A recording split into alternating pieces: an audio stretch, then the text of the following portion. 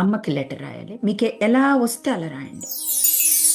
అమ్మకి లవ్ పంపించగానే మనం ఎక్కడైతే ఆగిపోయామో అక్కడి నుంచి ముందుకెళ్తాం.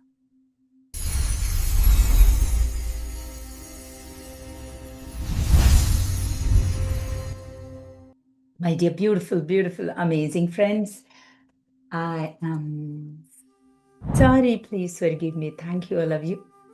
My dear beautiful friends, I'm sorry, please forgive me. Thank you, I love you. My dear beautiful friends, I'm sorry, please forgive me. Thank you, I love you. Sorry, please forgive me. Thank you, I love you, love you, love you. అమ్మకి letter రాయాలి. మీకు ఎలా వస్తే అలా రాయండి. ఎలా రాయగలరు? అమ్మకి letter పంపించి పోస్ట్ చేయక్కర్లేదు. ఒక పేపర్ తీసుకొని మీ మనసులో అమ్మకి సారీ చెప్తే లెటర్ రాయాలి. థ్యాంక్స్ చెప్తే లెటర్ రాయాలి. సోల్ లెవెల్‌లో సోల్‌కి బాడీ ఇచ్చింది. So you have to say thanks to her.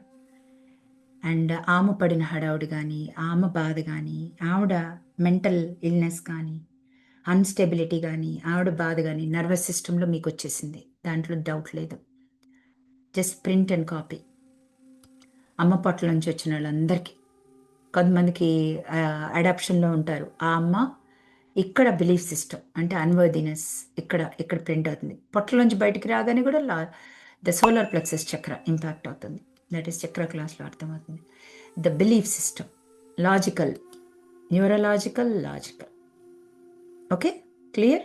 చదువుకున్న వాళ్ళకి కూడా అర్థం కావాలి. ఇది ప్రతి వాళ్ళకి అర్థం కావాలి. స్పిరిచువల్, మెంటల్, లేకపోతే చదువుకునే వాళ్ళకి అందరికీ అర్థమయ్యే క్లాస్ ఇది. నెక్స్ట్ అమ్మకి లెటర్ రాసి సారీ చెప్తే లెటర్ రాసి ఎన్ని పేజీలు రాస్తారో రాయండి. ఎన్నిసార్లు అమ్మని బాధ పెట్టారో, ఎన్నిసార్లు ఆవిడ లెక్క చేయలేదో, ఎన్నిసార్లు ఆవిడ బాధపడుతూ చూశారో, చూసింది కూడా. ఓకే, అదంతా కూడా ఇక్కడ ఇది రికార్డ్ అయింది కదా. దాని నర్వస్ సిస్టమే మీ నర్వస్ సిస్టమ్. మరి అమ్మ పొట్టలో ఉన్నప్పుడు నేనేం చూడలేదు కదా. డెఫినెట్గా ఏం చూడలేదు, బట్ ఆవిడ బాధపడిందని అయితే అర్థం చేసుకోండి. ఓకే, నా పొట్టలో ఉన్నప్పుడు ఎంత బాధపడ్డావో, ఎన్నిసార్లు చేసావో అలా రాసి ఆరెంజ్ కలర్ క్యాండిల్ ఉంటే దాని మీద వెలిగించి కాల్చేసి మీరు ప్లెజెంట్గా రాయాలండి. ఇదేదో హోంవర్క్ ఫినిష్ చేయమనగానే సినిమా చూస్తూ టక్ టక్ టక్ టక్ రాసేస్తారు పిల్లలు చూడండి, లేకపోతే గేమ్ ఆడుకుంటూ ఇటువైపు సైన్ పెడతారు. అట్లా చేయొద్దు. Have a pleasant environment. కూర్చొని మీకంటూ మీరు మీ సెల్ఫ్ కూర్చోవాలి. మీ ఇన్నర్ చైల్డ్తో కూర్చోవాలి. మీరు ఇప్పుడు థ్యాంక్స్ చెప్తూ ఉండగానే లవ్ పంపించగానే ఇన్నర్ చైల్డ్ దానికి ఏం తెలియదు, క్లీన్ అయిపోతూ ఉంటుంది. సో రాసి బర్న్ చేసి వాటర్లో సింక్లో వాటర్ ఫ్లష్ చేయండి. Be get programmed by our అమ్మ న్యూరాన్స్.